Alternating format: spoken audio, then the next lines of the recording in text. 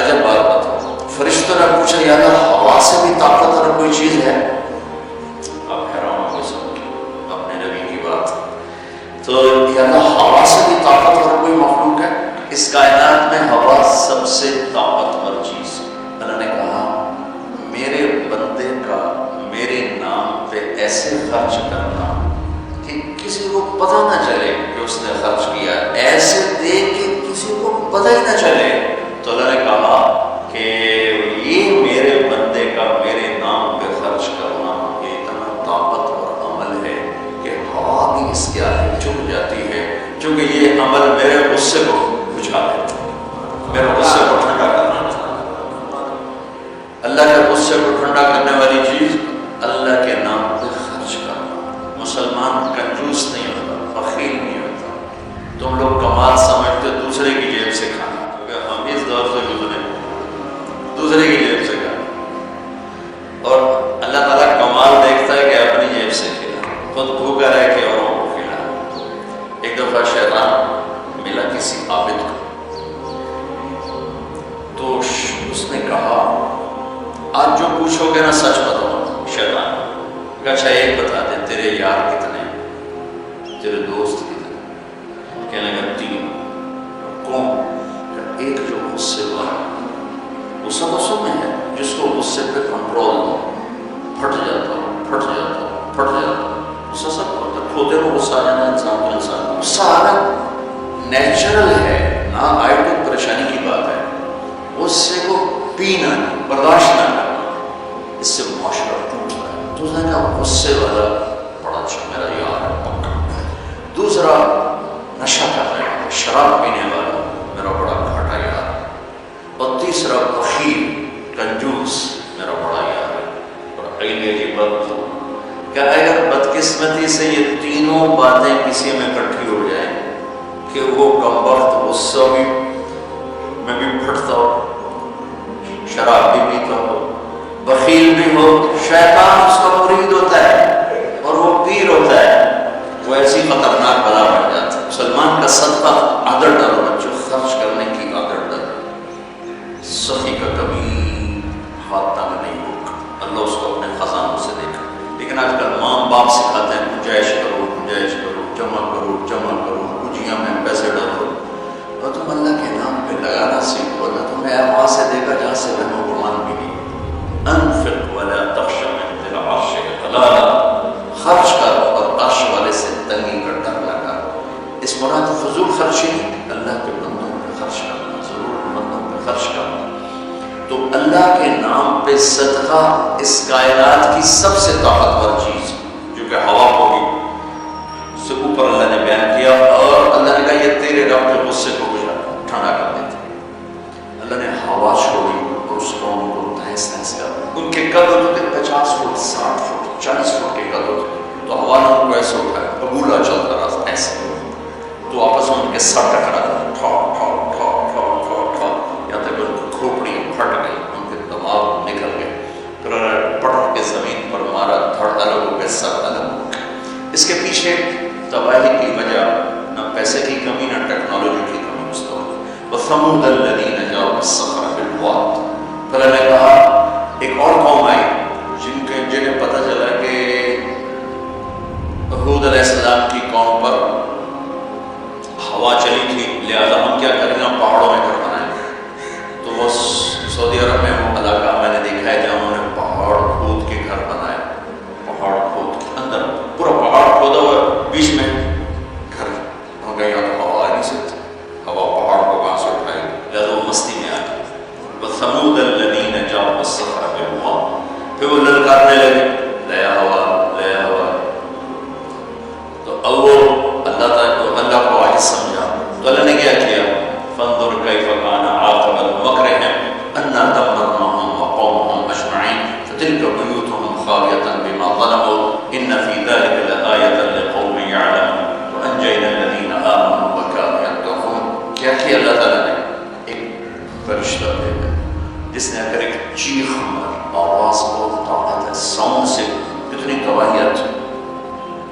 اس نے ایک چیخ ماری، ان کے کلیجے سب کے پھٹ گئے، چہرے ان کے نیلے پڑ گئے، اور وہ ایک دن میں سارے اللہ تعالیٰ نے مٹی کا ڈھیر بنا، انہیں دفن کرنے والا کوئی نہ بچا۔ یہ کیسے تباہ ہوئے؟ ان کی تباہی کے پیچھے نہ ٹیکنالوجی کی کمی ہے نہ طاقت کی کمی۔ ایک تیسری قوم فرعون ذی الاوتاد، فرعون جو اس زمانے کا اتنا بڑا بادشاہ تھا کہ انسانی تاریخ میں صرف ایک انسان پیدا ہوا ہے جس نے کہا میں رب، یہ بات دنیا میں کسی نے نہیں کی۔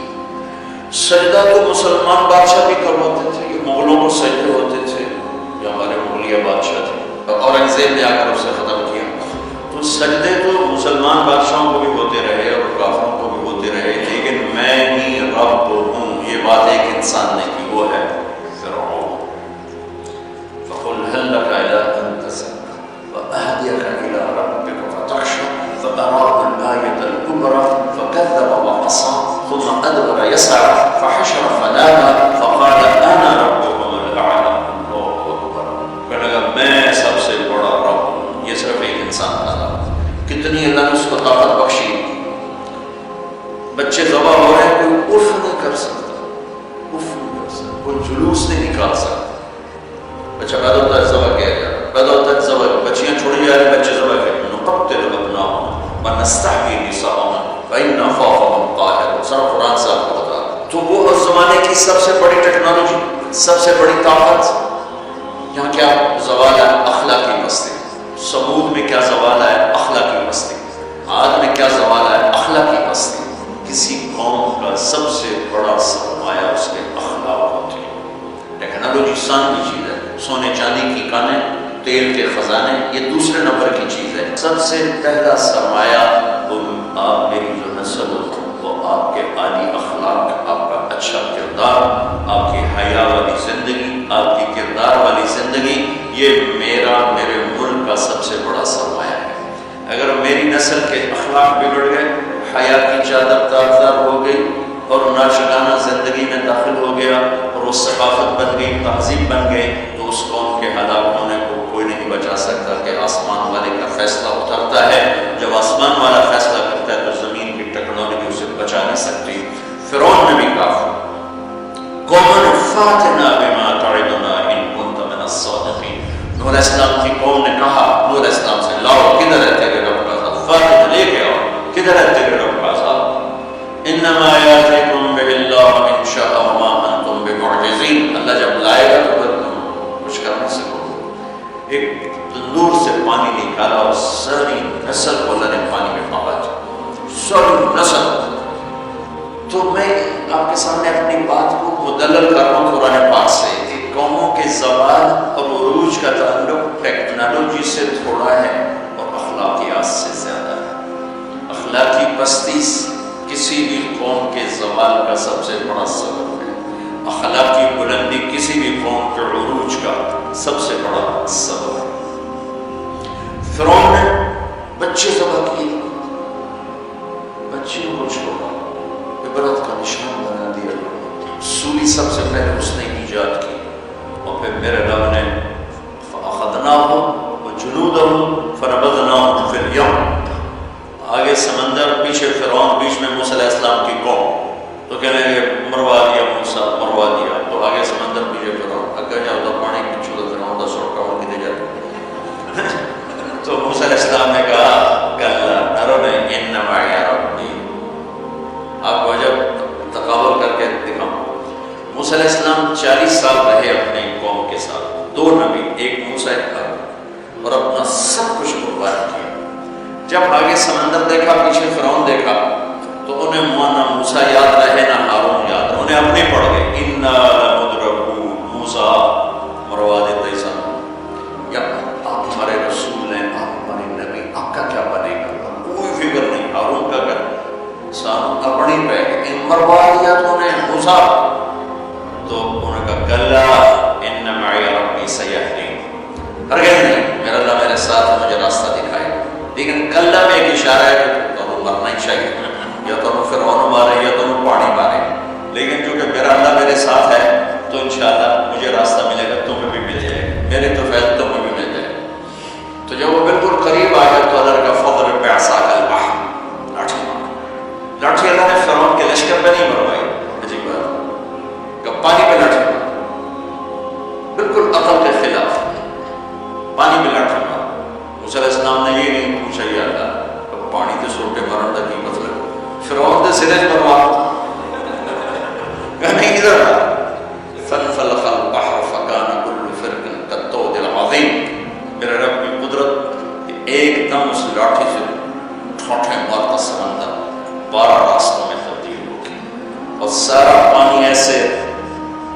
سیمنٹ کی دیوار بن کے کھڑا ہو، ایسا کوئی جوش نہیں۔ اور 12 قبیلے تھے، 12، تو ہر قبیلہ ایک راستے پہ پانی میں آتا ہو، وہ بڑی بڑی دیواریں۔ اب ان کو پریشانی شروع ہو گئی کہ پتہ نہیں نال دینا کی آ ہے، تو اللہ تعالیٰ نے پانی کو ٹرانسپیرنٹ کر دیا۔ پہلے ہوتا ہے لیکن نظر نہیں آتا تھک ہو، تو اللہ تعالیٰ نے دکھانا شروع کر دیا، تو وہ جا رہا ہے، وہ جا رہا ہے، وہ جا رہا ہے، سب جا رہے، سب باہر نکل گئے۔ تو فرعون کنارے پر آ گیا، انٹر ہوا، اس کے ساتھ اس کا لشکر انٹر ہوا۔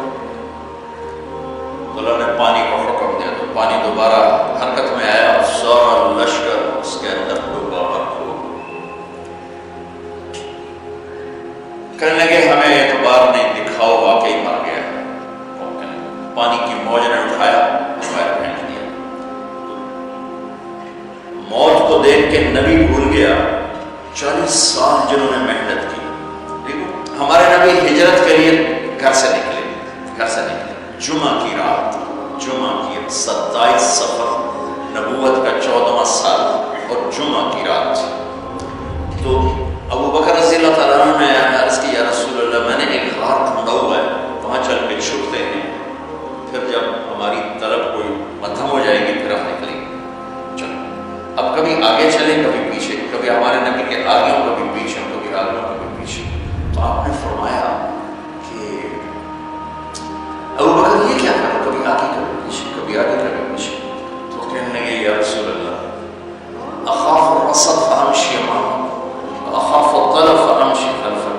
یا رسول اللہ جب مجھے یہ خیال آتا ہے کہ آگے کوئی دشمن چھپا ہوا واہ نہ کر دے تو میں آگے چلتا ہوں کہ بار میرے اوپر پڑے آپ پہ نہ پڑے، اور جب مجھے خیال آتا ہے کہ وہ پیچھے سے آ کے حملہ نہ کر دیں تو میں بھاگ کے پیچھے ہو جاتا ہوں کہ اگر کوئی وار کرے تو میرے اوپر آئے، آپ پر نہ آئے۔ انا لمدرکون، ابو بکر کا عمل اور بنی اسرائیل کا عمل آپ فرق دیکھ رہے ہو۔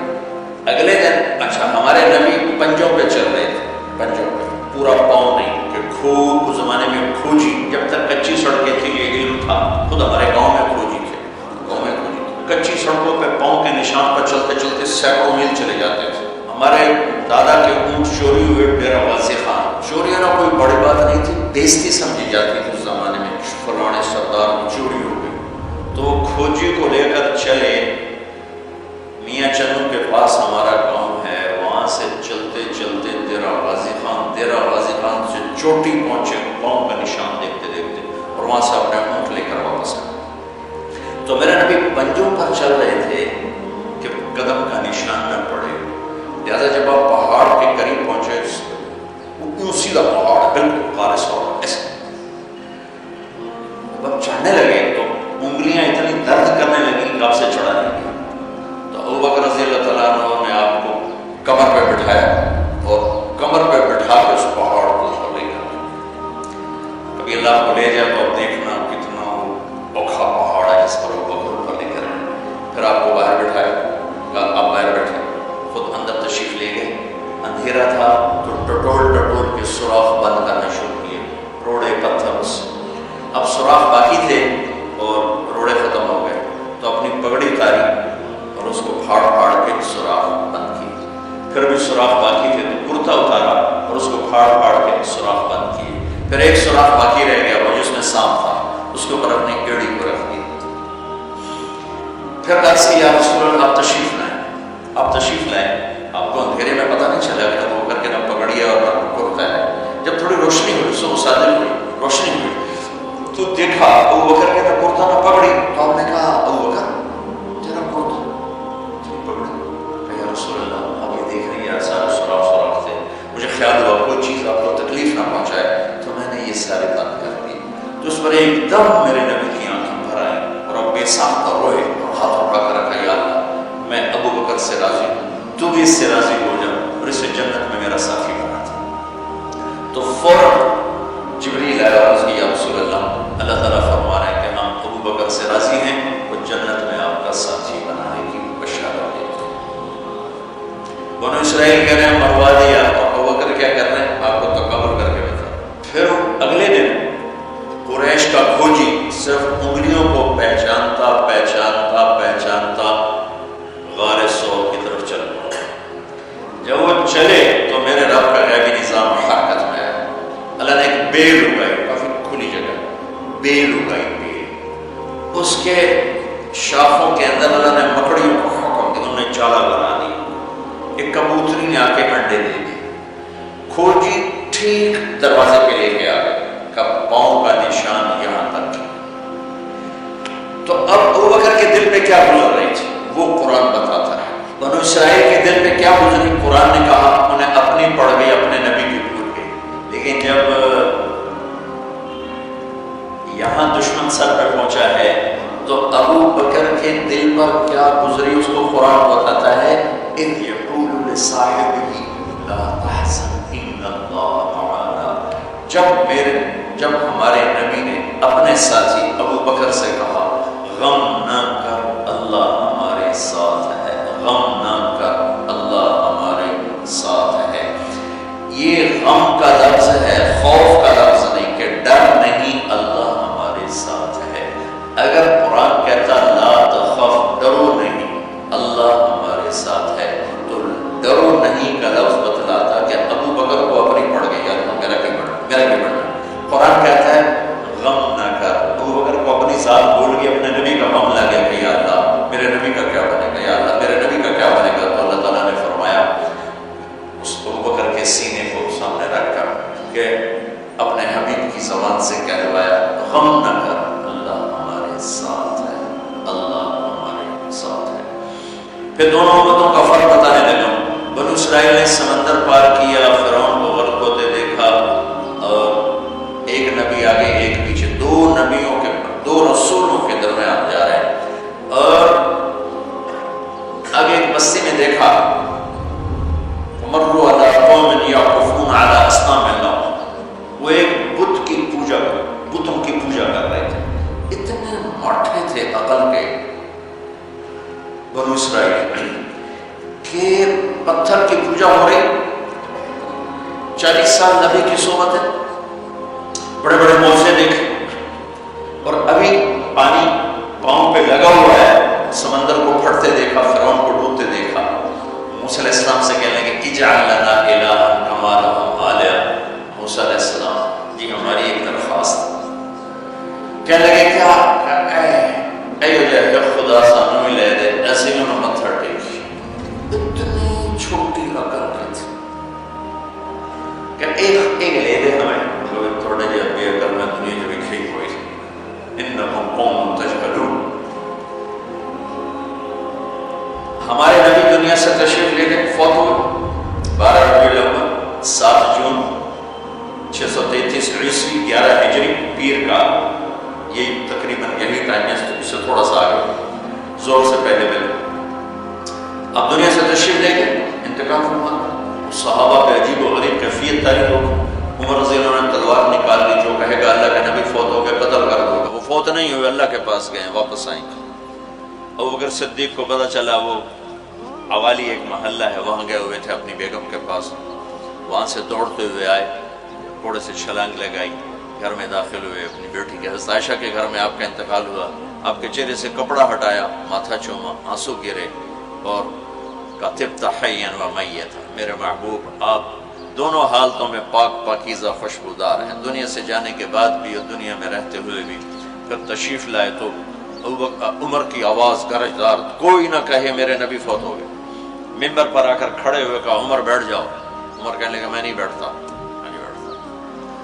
تو کہنے لگے ایھا الناس من کان یعبد محمدا فإن محمدا قد مات، جو لوگ محمد کی پوجا کرتے تھے تو سنو آج ان کو اللہ نے اٹھا لیا ہے، ومن کان یعبد اللہ فإن اللہ حی لا یموت، اور جو اللہ کی پوجا کرنے والے ہیں وہ سن لیں کہ اللہ موت سے پاک، زندہ، قائم دائم، حی قیوم موجود ہے۔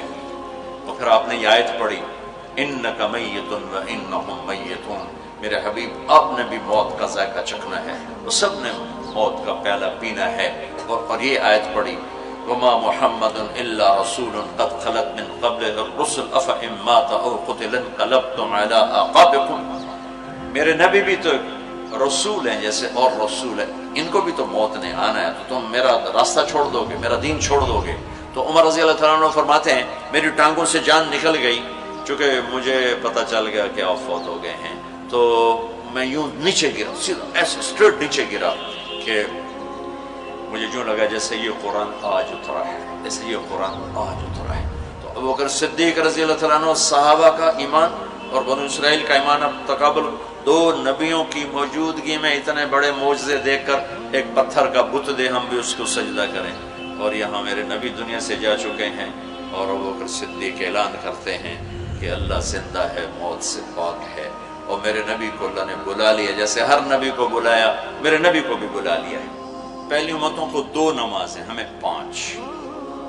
پہلی امتوں کی مسجد کوئی نہیں، ہماری مسجد۔ پہلی امتوں کی اذان کوئی نہیں، ہمیں اذان دی، اور اذان اتنا بڑا عمل بنا دیا میرے نبی نے کہ آپ نے فرمایا کہ اذان دینے والا قیامت کے دن سب سے اونچے مقام پر کھڑا ہوگا۔ حضرت علی فرمایا کرتے تھے کاش میں اللہ کے نبی سے حسن حسین کے لیے مسجد نبوی کی اذان مانگ لیتا، یہ حضرت علی فرمایا کرتے تھے۔